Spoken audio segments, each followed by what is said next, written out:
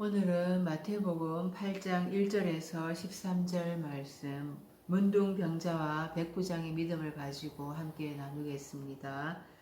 1절 예수께서 산에서 내려오시니 수많은 무리가 따르니라. 예수님이 산에서 말씀을 전하는 것은 모세가 시내산에서 하나님으로부터 십계명을 받는 장면을 연상할 수 있습니다.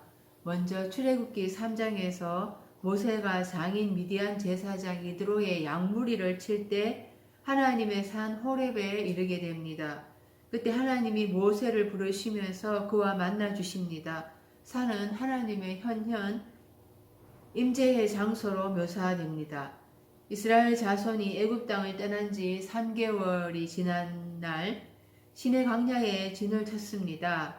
하나님께서 시내 산에 강림하시면서 모세를 부르시고 이스라엘 백성들을 시내 산에 오르지 못하게 하셨습니다.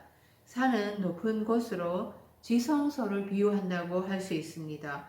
지성소에는 아무나 들어갈 수가 없습니다. 제사장도 1년에 한 번 들어갈 수가 있고 방울 소리를 내지 않으면 죽임을 당합니다. 모세는 넷째 날에 사람으로 하나님을 산에서 만나 십계명의 말씀을 받고 이스라엘 백성들에게 가르쳤습니다. 이제 여섯째 날에 예수님이 오셔서 하늘 삶의 나라의 복음을 전하십니다. 예수님이 산상수훈의 말씀을 전하실 때 마태복음 5장 2절에서 입을 열어 가르쳐 이르시되 라고 말씀합니다. 예수님은 아버지와 아들과 성령의 삼위일체가 실체로 나타나신 분이십니다.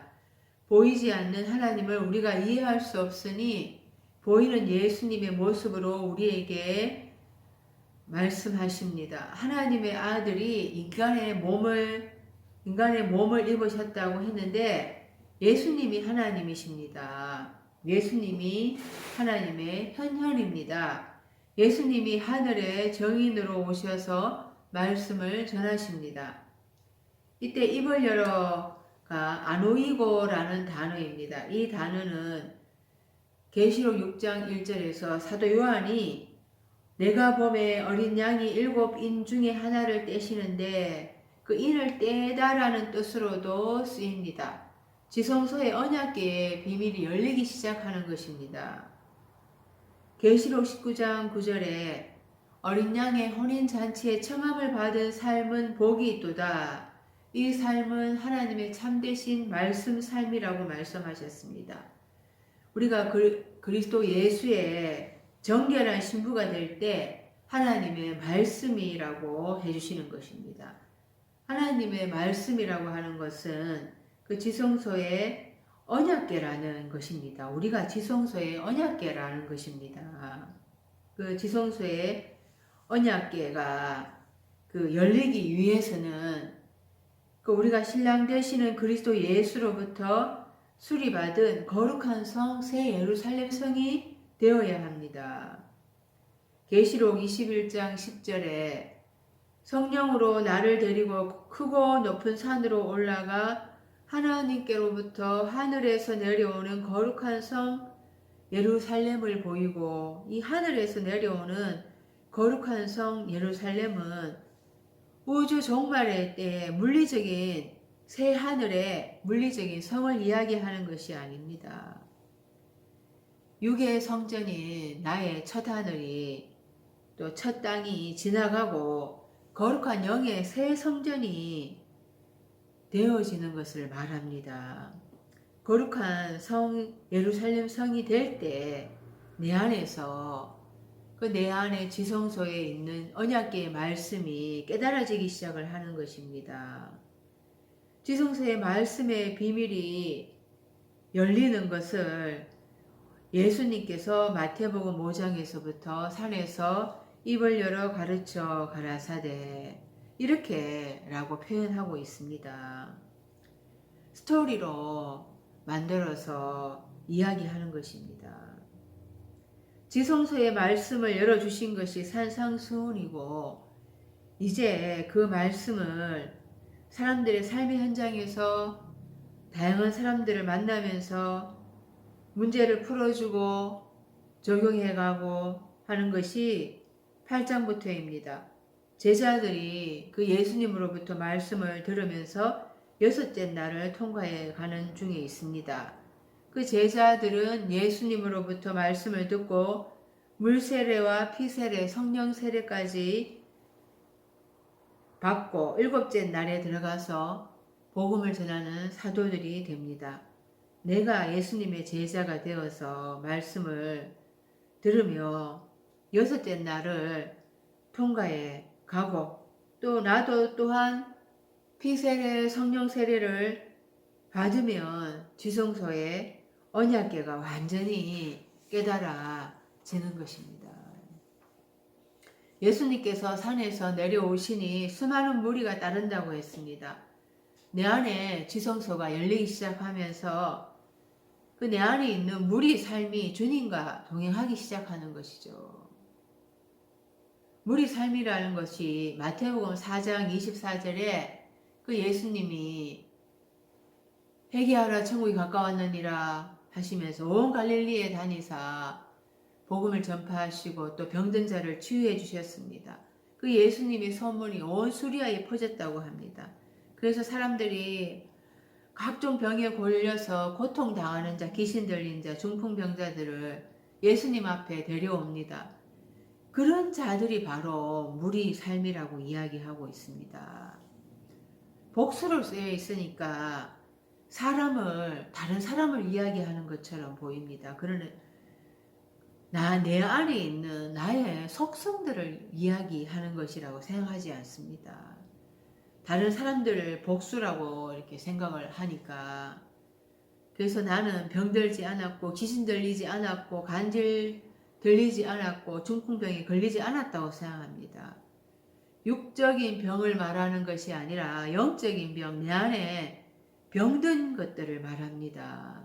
연약함, 더러운 영에 또 미혹당하는 것, 또 일을 하지 못하고 옆으로 늘어져 있는 것, 이런 병든 요소들이 내 안에 있다는 것을 이해하기 쉽도록 성경은 스토리로 만들어서 우리에게 들려줍니다.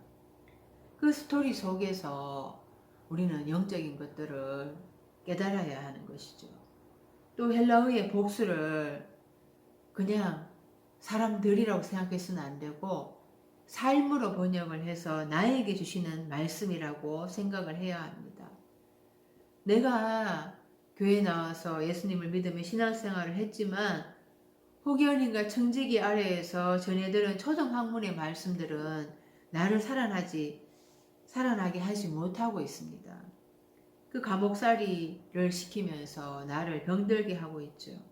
그 예수님이 오시면서 비로소 내 안에 병들고 더러운 영들이 드러나기 시작을 하는 겁니다. 그 내 안에 병든 요소들을 무리 삶이라고 표현한 것입니다. 그래서 성경의 등장인물들을 모두 나라고 생각하면서 읽어갈 때 성경이 깨달아지기 시작을 합니다. 2절 한 나병 환자가 나와 절하며 이르되 주여 원하시면 저를 깨끗하게 하실 수 있나이다 하거늘 이 나병 환자 문둥병자가 나와서 예수님 앞에 경배를 합니다. 무릎을 꿇고 겸손히 예수님께 경의를 표합니다. 그리고 주여, 이 주여라는 것은 나의 주인이시여라는 것이죠. 그 문둥병자의 신간을 보여줍니다. 왜 문둥병자가 제일 먼저 나와왔을까요? 왜 문둥병자는 그 많은 무리 속에서 어떻게 예수님을 알아보았을까요? 네, 문둥병자가 내 안에 영적인 무감각으로 잠자고 있는 요소를 얘기하는 것입니다. 그 내 안에 영적으로 잠자고 죽어 있는 삶이 그 지성서의 말씀들을 깨닫기 시작을 하면서 살아나기 시작을 했다는 거예요. 죽어 있는 삶에서 살아나서 영적으로 깨달음이 일어난 것입니다. 그래서 문둥병자가 제일 먼저 나왔고 그 예수님을 수많은 무리 속에서 알아봤던 것이지요. 왜 문둥병이 들리는 걸까요? 민수기 12장 10절을 보면은 그 미리암이 문둥병이 들려서 눈과 같다고 합니다. 아론이 미리암을 본즉 문둥병이 들었는지라. 그 미리암은 하나님이 세운 자 모세를 비방했습니다. 그 하나님의 그 종 모세의 리더십에 반항을 한 거죠. 그 모세를 비방한 것은 하나님에 대한 부정적인 생각인 것입니다. 이 부정적인 생각, 이것이 자기를 망가뜨리고 있다는 것을 미리암은 깨닫지 못했습니다. 자기가 사망의 늪으로 가고 있는데도 그것을 느끼지 못하고 있습니다. 하나님께서는 민수기 12장 8절에 모세와는 내가 대면하여서 명백히 말하고 엄밀한 말로 하지 아니하며 그는 또 여호와의 형상을 보고는 너희가 어찌하여 내 종 모세의 비방하기를 두려워하지 않느냐. 그래서 여호와께서 그들을 향하여 진노하시고 떠나가십니다. 이런 부정적인 생각, 부정적인 사고, 이것이 하나님이 떠나가는 그 원인을 만든 것입니다. 그렇다면 우리는 부정적인 사고를 버리고 긍정적인 사고를 가지면 되는 것일까요? 그렇지가 않습니다. 긍정적인 것도 무작정 긍정적인 것은 맹목적인 것이 되고 맙니다. 맹목적인 신앙은 또 문제를 일으킵니다. 그 맹목적인 신앙이 아니라 그 분별력 있는 신앙을 가져야 합니다. 그런데 우리가 분별을 하고 이성적으로 따지면 믿음이 없다고 합니다. 그래서 무조건 긍정적인 신앙, 맹목적인 신앙을 가지라고 요구합니다. 맹목적인 신앙이나 부정적인 신앙은 자기 몸이 망가지고 있는 것을 의식하지 못하게 합니다. 영적으로 감각이 무뎌져서 잠자고 죽어가고 있는데도 모릅니다. 그래서 분별력 있는 신앙을 가지기를 위해서 그 분별력 있는 신앙을 소유해서 이성적으로 판단해야지 이리저리 휩쓸리지가 않게 되는 것입니다. 사무엘하 3장의 28절 그 후에 다윗이 듣고 이르되 넬의 아들 아브넬의 피에 대하여 나와 내 나라는 여호와 앞에 영원히 무지하니 그 죄가 요압의 머리와 그의 아버지의 온 집으로 돌아갈지어다. 또 요압의 집에서 백탁병자나 나병 환자나 지팡이를 의지하는 자나 칼에 죽는 자나 양식이 떨어진 자가 끊어지지 아니할지로다 하니라. 다윗이 아브넬을 죽인 요압에게 그 요압의 집에서 문둥병자가 끊이지 않을 것이라고 저주를 했습니다. 아브넬은 사울의 군대 장관입니다. 사울이 죽고 아브넬이 북이스라엘을 다윗에게 돌리고자 했습니다. 그런데 요압이 자기 동생 아사엘을 아브넬이 죽였다고 해서 아브넬을 죽입니다. 동생에 대한 복수와 자신의 야망으로 아브넬을 죽인 것입니다. 아브넬은 나의 아버지는 등불이시다 이런 뜻이 있습니다. 요압은 하나님의 뜻보다 자신의 야망 때문에 또 자신의 복수로 인해서 여호와 하나님의 등불을 꺼버렸습니다. 영적인 무감각을 나타내는 것입니다. 그래서 문둥병자가 요압의 후손에게서 끊이지 않을 것이라고 하는 것입니다. 열왕기하 15장 5절에 여호와께서 왕을 치셨으므로 그가 죽는 날까지 나병 환자가 되어 별궁에 거하고 왕자 요담이 왕궁을 다스리며 그 땅의 백성을 치리하였더라. 아사랴의 남은 사적과 행한 모든 일은 유다왕 역대 지략에 기록되지 아니하였느냐. 남유다왕 아사랴가 문둥병자가 되었다고 말하고 있습니다. 똑같은 내용이 역대하 26장 19절에 있습니다. 그 우시아가 손으로 향로를 잡고 분향하려 하다가 노를 바라니 저가 제사장에게 노할 때에 여호와의 전안 향단 끝 제사장 앞에서 그 이마에 문둥병이 바란지라. 우시아라고 하거든요. 그러니까 이름이 두 개인 거예요. 우시아. 아사랴. 우리는 대부분 아사랴라고 알고 있습니다. 같은 내용이고 같은 이름인데요. 우시아라는 말은 여호와의 능력을 나타냅니다. 아사랴는 여호와의 도우심을 의미합니다. 결국에는 도우심을 받지 못했습니다. 그리고 이제 나아만이 문둥병에서 치료를 받는 이야기를 우리가 보게 되는데요. 열왕기하 5장 1절에 그 아람왕의 군대 장관 나아만은 그 주인 앞에서 크고 존귀한 자니 이는 여호와께서 전에 저로 아람을 구원하게 하셨음이라. 저가 큰 용사나 문둥병자들아. 이 나아만이 아람왕의 군대 장관인데 문둥병자인 것입니다. 그래서 그 여정을 통해서 이스라엘의 선지자 엘리사에게 오게 되는데요. 열왕기하 5장 10절에 엘리사가 사자를 그에게 보내 이르되 너는 가서 요단강에 몸을 7번 씻으라. 네 살이 회복되어 깨끗하리라 하는지라. 7번 요단강에 몸을 씻으래요. 그렇게 되면 회복될 것이라고 합니다. 7번이라는 게 7째 날에까지 를 의미하는 거죠. 그리고 요단강이라는 것은 요단이 야르덴 낮아지다라는 뜻이 있습니다. 그러니까 자신을 낮추는 거예요.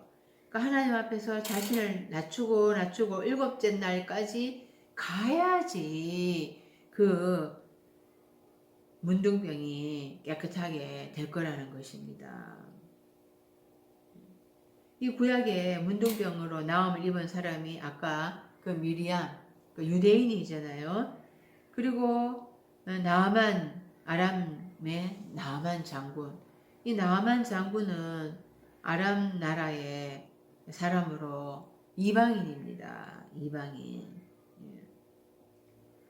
그러니까 이방인의 삶이 내 안에 있다라고 우리가 그렇게 읽어야 되는 것입니다. 3절 예수께서 손을 내밀어 그에게 대시며 이르시되 내가 원하노니 깨끗함을 받으라 하시니 즉시 그의 나병이 깨끗하여 진지라. 손을 내밀어 했을 때 예수님이 일하시는 것을 이야기하는 거죠. 내 속에서 일을 하는 거예요. 예수님의 그 말씀의 능력이 나를 치유하는 것을 말하는 것입니다. 그 사람들이 예수님이 손으로 만지고 하면은 다 치유를 받았잖아요. 그 육적인 병이 치유받았다 이렇게만 읽지 말고 그 예수님의 그 일하시는 능력, 말씀의 그 능력이 내 안에서 나의 병을 치료했다는 것입니다. 지성소에서 말씀이 깨달아지기 시작을 하면은 영적인 물감과 그 문둥병은 절로 치유가 되는 것이에요. 우리가 이해를 하기 쉽도록 육적인 문둥병자를 등장시켜서 예수님이 그에게 손을 대시고 깨끗함을 받으라 이렇게 표현을 한 것입니다. 미리암과 나아만을 깨끗하게 하신 분이 하셨다는 것을 이제 알리고 있는 것입니다. 구약에 문둥병이 나은 사람이 미리암과 나아만 둘이었거든요. 그 이후로 신약에 예수님이 오시기 전까지 문둥병이 나았다는 이야기가 없어요. 그런데 이제 문둥병을 낫게 한 자가 나타난 것입니다. 누가복음 4장 27절에 또 선지자 엘리야사 때 이스라엘에 많은 나병 환자가 있었으되 그 중에 한 사람도 깨끗함을 얻지 못하고 오직 수리아 사람 나만 뿐이었느니라. 이스라엘 백성들은 엘리사 선지자 대단한 예언자를 알고 있는데 그 후에 그런 자가 나타나지 않았죠. 그런데 지금 나타났다는 거예요. 그래서 그것을 소문내기 시작을 하는 것입니다. 미리암 이야기는 빼고 나아만 이야기만 하고 있습니다.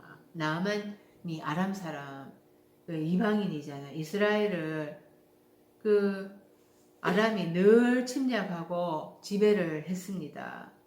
그런데 아람의 그 나아만의 병을 낫게 했습니다.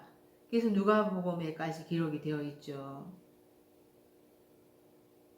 그런데 요한은 지금 깨닫지 못하고 있습니다.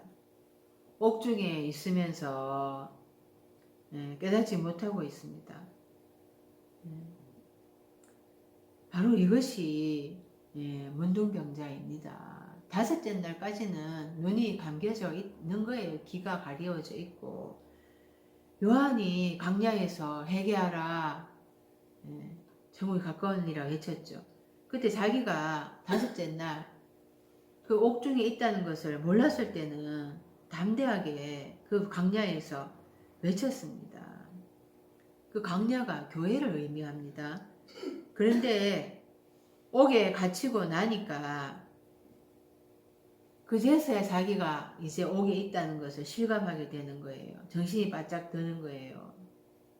그래서 예수님께 사람들을 보내어서 오실 리가 당신이요 아니면 우리가 다른 일을 기다리까 이렇게 묻습니다. 그러니까 복음이라는 거는 내가 깨달아서 나의 영적인 무감각, 영적인 문둥병을 깨달아서 그 죄에서부터 옮겨가는 것입니다. 죄에서 노임을 받는 거예요. 예수님이 오셔서 나를 옥에서 건져내 주시는 것이 아니라 내가 영적인 무감각에서 깨달아서 내가 노임을 받아야 하는 것입니다. 이 깨달아야지 노임을 받게 되는 것이죠. 그런데 누군가가 제대로 일러주어야 깨달을 수가 있습니다. 예수님은 세례 요한에게 일러주었어요. 깨달을 수 있도록 자세하게.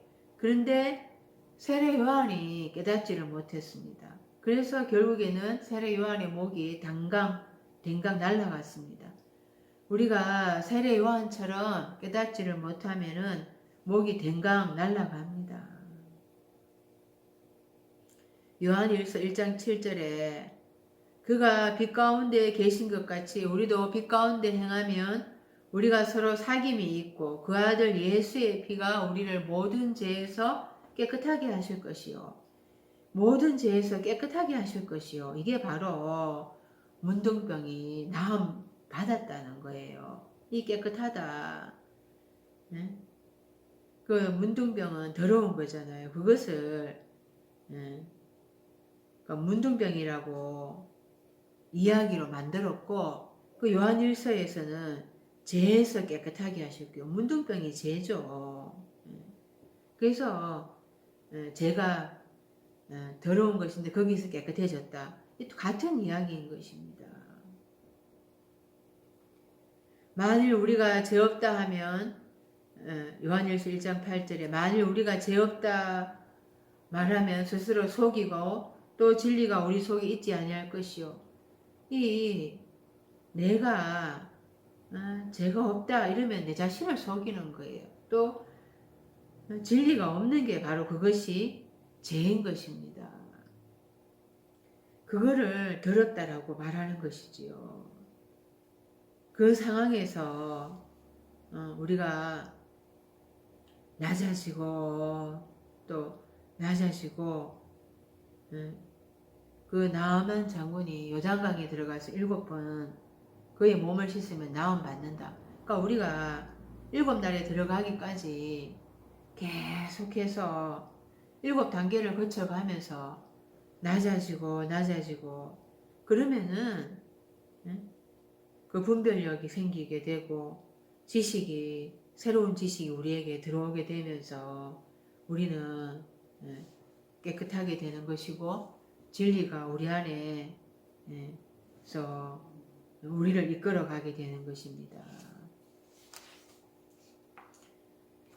이 문둥병이라는 것이 히브리어로 차라라고 하는데요. 동의어로 치르아라고 하는 단어가 있습니다. 이 치르아라는 단어는 말벌입니다.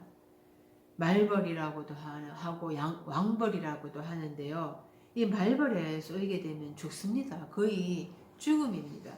근데 문둥병은 감각이 없을 뿐이지 아프지는 않아요. 코가 문드러지고 귀가 문드러지고 눈이 이렇게 뭉개져도 감각이 없지 아프지는 않습니다. 그 무감각의 상태. 영적인 죽음을 의미하는 것입니다.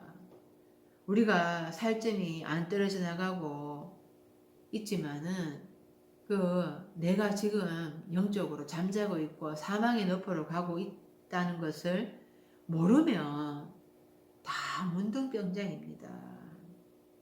그래서 예수님이 오셔서 마태복음 11장 5절에 맹인이 보며 못 걷는 사람이 걸으며 나병 환자가 깨끗함을 받으며 못 듣는 자가 들으며 죽은 자가 살아나며 가난한 자에게 복음이 전파된다 하라. 이런 자들에게 복음이 전파된다. 나는 앞을 못 봅니다. 나는 영적 불구입니다. 나는 영적으로 감각이 무감각입니다. 이런 나는 병든 자입니다. 이렇게 하는 자들에게 예수님이 오신다는 것입니다. 그런 자에게 복음이 전파되고 그런 자들을 살아나게 한다는 거예요. 예수님은 나는 의인을 고치러 온 것이 아니라 건강한 자에게는 의인이 쓸데없다. 나는 죄인을 구원하러 왔다고 말씀하셨잖아요. 그러니까 내가 죄인입니다. 이런 자들에게 예수님은 오셔서 그 영적 죽음에서 살아나게 하는 것이죠. 4절 예수께서 이르시되 삼가 아무에게도 이르지 말고 다만 가서 제사장에게 네 몸을 보이고 모세가 명한 예물을 드려 그들에게 입증하라 하시니라.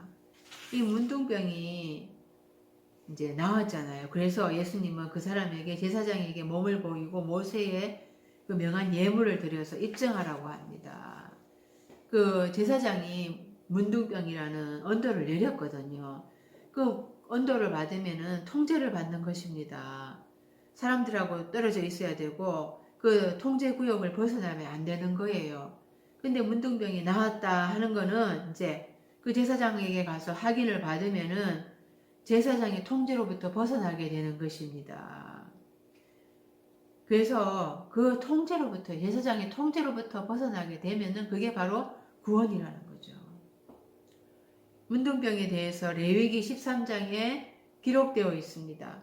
레위기 13장 44절에 이는 나병 환자라 부정하니 제사장이 그를 확실히 부정하다고 할 것은 그 함부가 머리에 있음이라. 나병 환자는 옷을 찢고 머리를 풀며 윗입술을 가리고 외치기를 부정하다 부정하다 할 것이요. 이 나병 환자가 귀, 코, 입, 눈이 다 문드러져서 표가 딱 나잖아요. 그런데 제일 중요한 게 머리인데 이 머리에 환처가 있습니다. 그래서 격리를 시키는 거예요. 부정하다 부정하다 하면서. 그런데 그 나병 환자가 정결함을 이제 얻었을 때에 어떻게 하느냐, 그것이 레위기 14장 2절에서부터 7절 말씀에 나와 있습니다. 그 사람을 제사장에게 데리고 가서 그 제사장은 살아있는 정결한 새 2마리를 가지고 오래요. 그래서 새 1마리는 잡아서 죽이고 다른 1마리는 산채로 가져다가 그러니까 1마리는 죽이고 1마리는 살려서 덜에 놓습니다. 하나는 죽고 하나는 사는 거예요.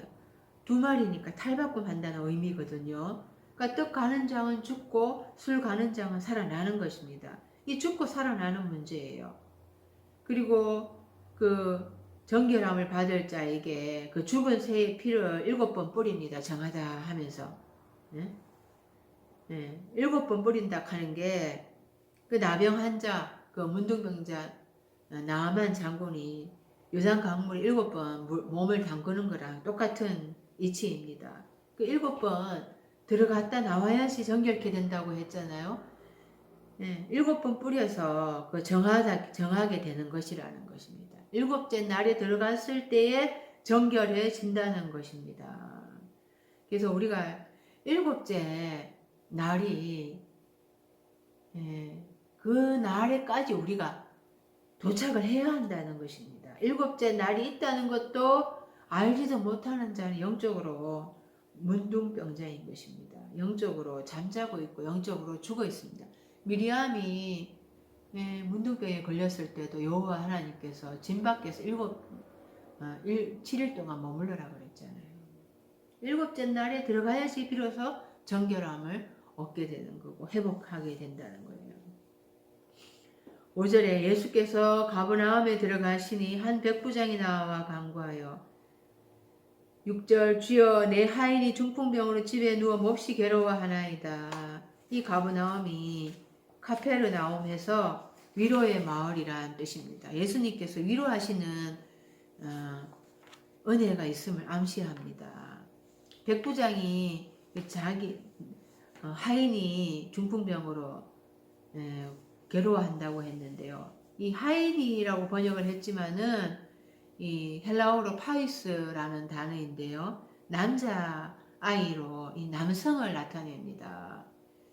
이 파이스 어린아이가 남자 아이 어린아이가 어렸을 때 천방지축 아주 개구장이잖아요. 철 모르거든요. 그 단어가 어디 쓰여 있는가 하면은 고린도전서 10장 7절에 이렇게 쓰여 있습니다. 그들 가운데 어떤 사람들과 같이 너희는 우상 숭배하는 자가 되지 말라. 기록된 바 백성이 앉아서 먹고 마시며 일어나서 뛰는다 한과 같으니라. 그 모세가 산에 올라갔을 때 이스라엘 백성들이 우리를 인도한 자 어떻게 되었느냐? 그러니까 우리를 인도할 신을 만들라. 그렇게 해서 아론과 함께 금송아지 우상을 만듭니다. 그 앞에서 먹고 마시고 뛰고 그래서 모세가 내려와 그 꼬라지를 보고 잘 논다 하잖아요. 그 일어나서 뛰논다 이게 파이조 라는 동사이거든요. 그래서 이 천방지축이고 철 모른다 이런 뜻이 있는 거예요. 이 중풍병에 걸렸다라는 것은 중풍병은 파랄리티코스 해서 옆으로 널브러지다 이런 뜻이거든요. 옆으로 늘어지다. 그러니까 이 힘이 없으니까 힘을 못 쓰니까 마비돼서 이렇게 널브러져 있는 거죠. 그 마태복음 9장에 사람들이 예수님께로 침상에 누운 중풍병자를 지붕을 뜯어서 예수님 앞에 데리고 옵니다. 예수님께서 그들의 믿음을 칭찬하시면서 중풍병자에게 네 죄의 사함을 받았느니라 이렇게 말씀을 하세요. 그러니까 서기관들이 아니 이 사람이 신성 모독을 한다 이러는 거예요. 속으로. 예수님이 그 서기관들의 생각을 아시고 너희가 어찌하여 마음에 악한 생각을 하느냐 그 네 죄의 사함을 받았느니라 또 하는 말과 일어나 걸어나라 하는 말 중에 어느 것이 쉽겠느냐. 그러니까 어느 것이 더 쉽겠습니까? 둘 다 어렵죠. 뭐 말로는 다 할 수 있겠지만 그런데 예수님은 둘 다 하셨어요. 그 인자가 세상에서 죄를 사하는 권능이 있는 줄을 너희로 알게 하려 하노라 하시면서 중풍병자에게 말씀하시되 일어나 네 침상을 가지고 집으로 가라 하셨습니다. 그러니까 중풍병자가 침상을 거두어서 일어났잖아요.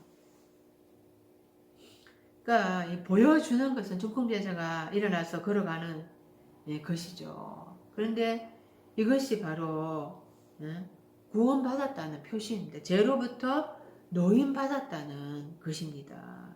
그 죄로부터 노임을 받게 되면은 죄에서 이제 해방이 되면은 치료가 되는 것이고 그래서 걸어간다라는 것은 일을 한다라는 거예요. 이렇게 예수님은 이런 이걸 고쳐주셨죠. 이거를 고쳐주시면서 육적인 병도 고쳐주시고 그 육적인 병을 통해서 죄로부터 노임받게 하셨다는 것을 보여주시는 것입니다. 7절에 이르시되 내가 가서 고쳐주리라. 그러니까 8절에 백부장이 대답하되 이르되 주여 내 집에 들어오심을 나는 감당하지 못하겠사오니 다만 말씀으로만 하옵소서. 그러면 내 하인이 낫겠습니다. 이 백부장이 어떻게 이런 말을 할 수가 있을까요? 백부장은 로마 시민권을 가진 사람이에요. 백부장은 예수님에 대한 믿음을 갖지 않은 이방인의 삶입니다. 열국의 삶인 거예요. 그런데 이 백부장이 내 집에 들어오심을 감당하지 못하겠습니다. 다만 말씀으로만 하옵소서. 당신은 그 말씀으로만 하셔도 충분히 내 아이의 그 하인을 중풍병에서 고치게 할 수가 있는 능력이 있습니다. 이런 믿음을 나타내 보이는 거죠. 이 백부장은 지금 셋째 날에 있는 사람인 것입니다. 안 믿는 사람으로 지금 셋째 날의 입장에서 최대한 자기의 생각으로 예수님에 대해서 믿음을 나타내 보여주고 있습니다. 그리고 공경하고 예의를 갖추고 있습니다. 교회 가본 적도 없는 사람이에요. 그래도 예수님에 대해서 능력이 있는 분이라고 생각하고 그것을 예수님께 말씀으로만 하옵소서 이렇게 말합니다. 예수님은 그것을 믿음으로 여겨주셨어요. 그리고 그의 하인을 고쳐주십니다. 그러니까 이 백부장은 셋째 날의 사람이고 문둥병자는 다섯째 날의 사람입니다. 그러니까 셋째 날, 넷째 날, 다섯째 날에서 다섯째 날까지 문둥병으로 살다가 사실 여섯째 날 들어와서 예수님을 만나 고침을 받게 되는 거죠. 그런데 이 아직 교회에 안 나온 사람이 예수님에 대해서 가지고 있는 이런 믿음도 예수님은 귀하게 보시고 여섯째 날에 들어올 수 있도록 해주신다라는 거예요. 그 말씀이 요한복음 1장 1절에 이렇게 표현합니다. 시작 안에 말씀이 있었으며 말씀은 하나님을 향하여 있더라. 그리고 말씀이 하나님이시더라. 이 시작이라는 게 개역에는 태초에 이렇게 표현하잖아요. 어느 영원 전에 이런 알 수 없는 그 시간이라고 하나님이 알 수 없는 시간이라고 우리가 생각을 하는데요. 그런 게 아니라 이 시작이 헬라어로 아르케라는 단어입니다. 시작, 머리 이런 뜻이거든요. 그래서 또 N 전치사를 써서 시작 안에, 머리 안에 이런 뜻이에요. 그러니까 나의 시작 안에 뭘 말씀이 있었다.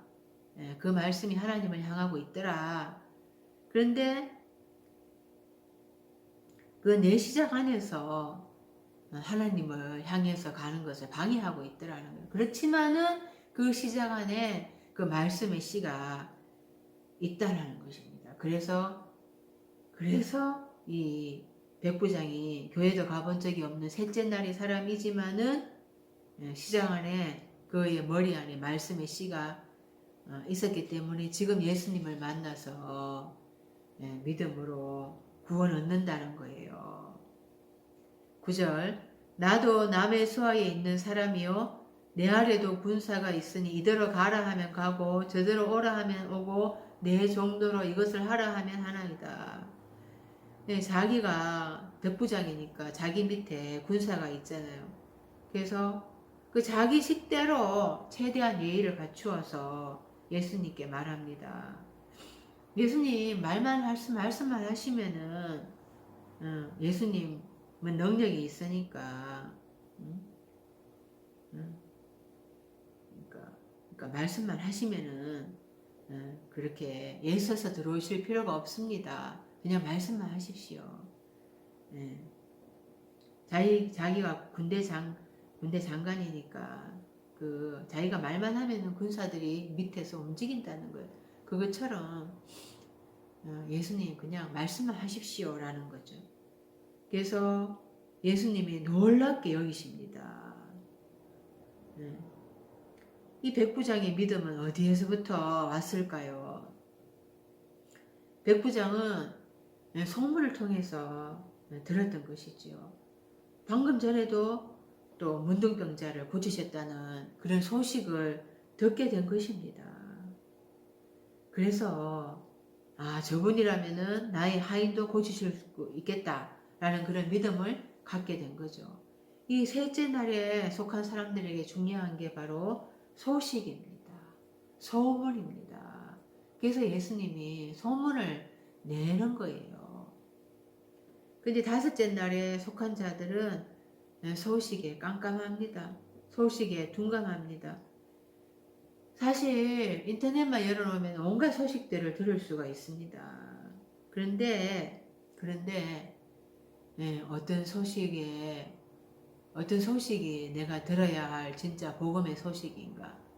어떤 소식은 나를 죽게 하는 그런 가라지의 소식인가? 이걸 분별해야 하는 것이죠. 이 말씀의 능력, 그것을 분별해야 하는 것입니다. 진짜 어떤 말씀이 나를 살리는 그 말씀의 능력인가? 그것이 분별을 해야 하는 것입니다. 요한복음 2장 7절에 예수께서 그 항아리에 물을 채우라. 그래서 아기까지 채우니 연회장에게 갖다 주라. 그러니까 물이 포도주가 되었다 하잖아요. 그 예수님의 말씀이 능력이고 권세인 것입니다. 그 말씀이 입으로 나오는 순간 그 권세가 나타나는 것이죠. 그 말씀의 권세, 그것을 이 백부장은 깨달은 것입니다. 그래서 말씀으로만 하옵소서라고 하는 것이죠. 10절에 예수께서 들으시고 놀랍게 여겨 따르는 자들에게 이르시되 내가 진실로 너희에게 이르노니 이스라엘 중에 아무에게서도 이만한 믿음을 보지 못하였느니라. 그 예수님이 그 마태복음 4장에서부터 온 갈릴리에 다니사 복음을 전하시고 하늘나라가 가까이 왔다 선포하셨잖아요. 그 예수님은 다니시면서 믿음이 있는 자를 유심히 보시는 것입니다. 믿음이 있는 자를 찾는 것입니다. 믿음이 있는 자를 구원하시기 위해서 찾아다니고 있는 거예요. 우리는 믿으면 구원이다. 근데 아직 예수님이 그에게 나타나지도 않았어요. 예수님을 만나지도 못했어요. 그런데 교회 오기만 하면 전부 다가 믿으면 구원이라고 합니다.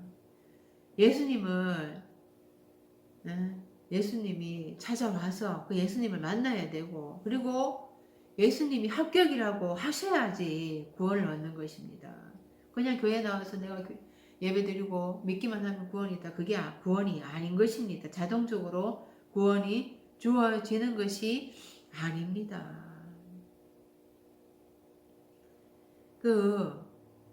믿고 있던 자가 다섯째 날까지 믿다가 여섯째 날에 예수님이 진짜 이제 찾아오시면서 그때 예수님을 만나게 되는 것입니다. 그 예수님의 또 믿음을 이루고자 하는 그 길의 여정을 또 내가 걸어가야 돼요. 이 말씀이 이해가 돼야지 예수님을 만나게 됩니다. 이 말씀이 이해가 안 된다 이러면 아직까지도 귀가 안 열린 것입니다. 예수님이 놀랍게 여기셨다고 했어요. 그 유대인도 아니고 백부장, 열국삼, 이방인의 삶이 어찌 이런 이야기를 할 수 있는가.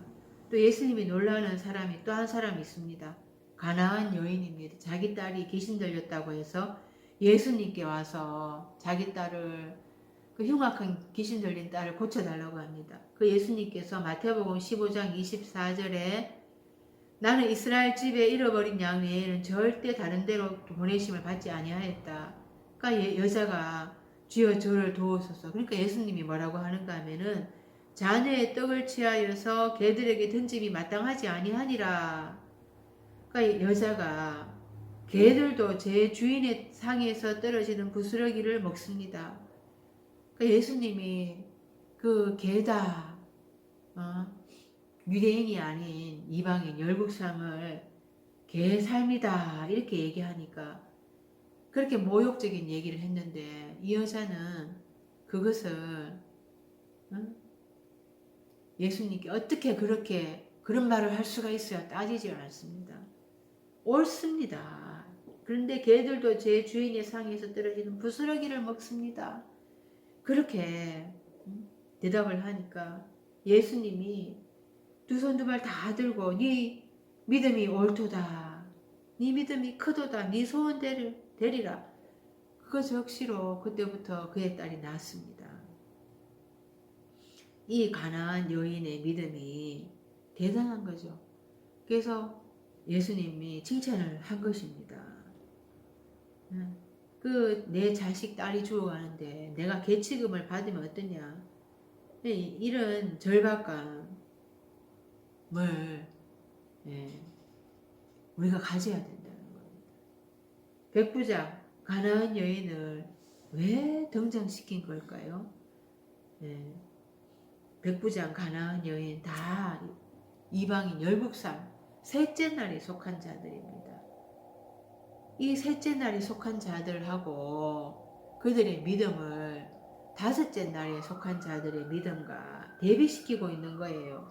지금 예수님의 말씀을 듣고 있는 자들은 다 다섯째 날 유대인들이죠. 그리고 또 제자들 여섯째 날에 속한 자들입니다. 그래서 믿음을 서로 대비시키고 있는 거예요.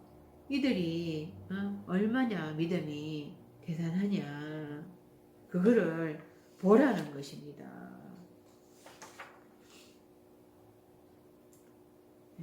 그래서 그들의 믿음에게서 경각심을 가지라는 거예요.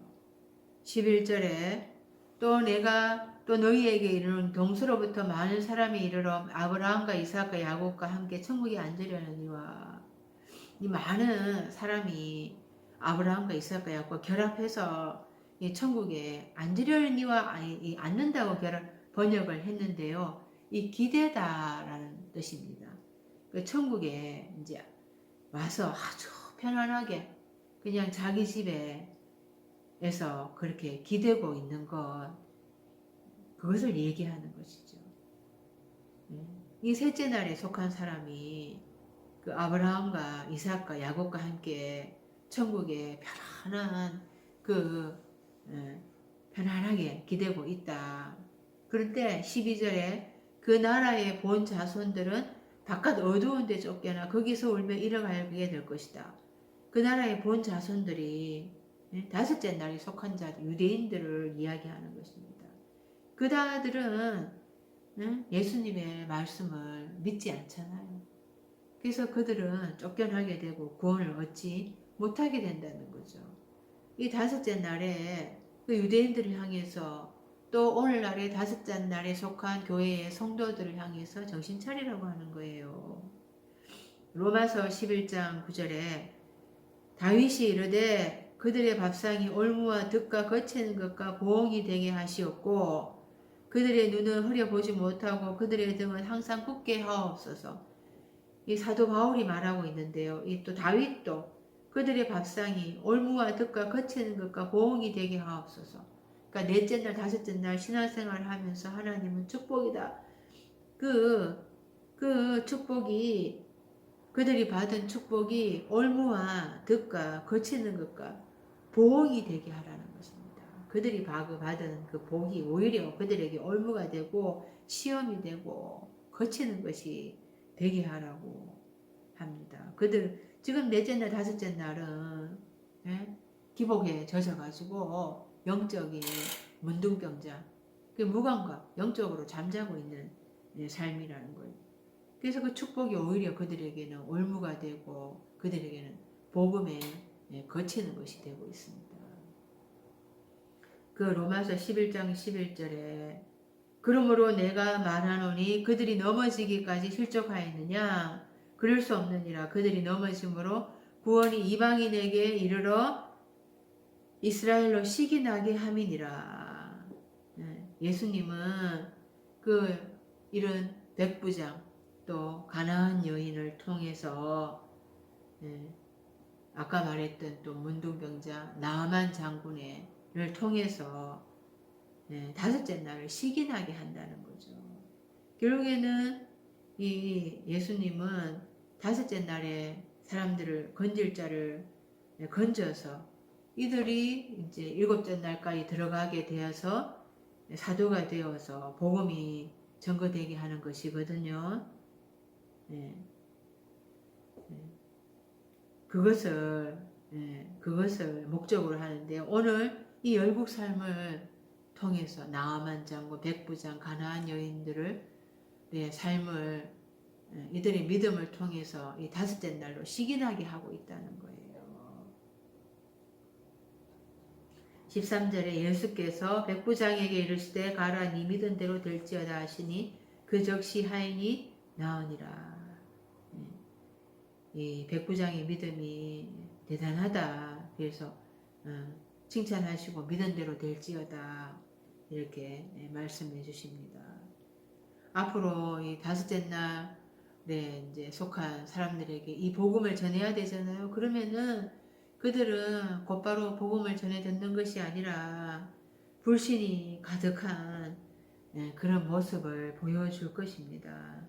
그런데 예수님은 오늘 이 말씀을 통해서 먼저 그 셋째 날에 속한 그 열국 이방인의 그 믿음을 소문나게 하셔서 다섯째 날에 속한 사람들이 시기나게 하려고 이렇게 오늘 말씀을 주시는 것입니다.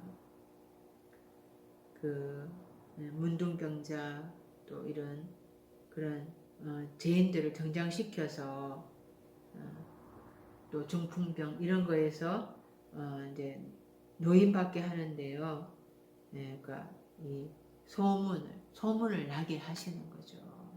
그런 소문이 전해지게 하면서 여론의 사역을 시작한다 이런 뜻이 있는 것입니다.